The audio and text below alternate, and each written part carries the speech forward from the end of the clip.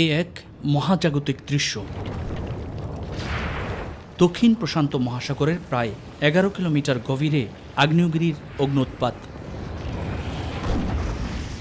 দ্বীপরাষ্ট্র টোঙ্গার কাছে প্রশান্ত মহাসাগরের পানি ঠেলে উপরে উঠে আসা বুদবুদ নজরে আসে বিজ্ঞানীদের।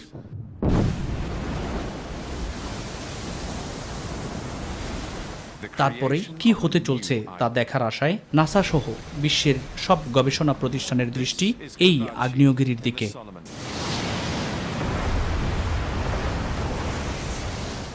দেখা যায় অগ্ন্যুৎপাতের লাভা ও পলি পানির ধাক্কা ও চাপে স্থানান্তরিত হয়ে সাগরতলে বিস্তৃত হচ্ছে, তৈরি করছে নতুন তলদেশ।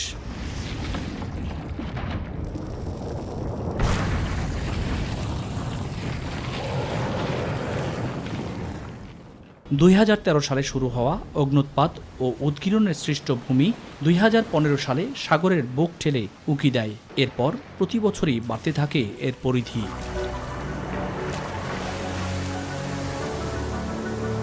কিন্তু ২০১৯ সাল পর্যন্ত এই ভূমি ছিল অত্যন্ত উত্তপ্ত। লাখ লাখ মেট্রিক টন সাগরের পানি ঢেউ আকারে এই ভূমিতে আশ্রে পড়ে বাষ্প হয়ে উড়ে গেছে। অবশেষে শীতল হতে শুরু করেছে নবসৃষ্ট এই দ্বীপ।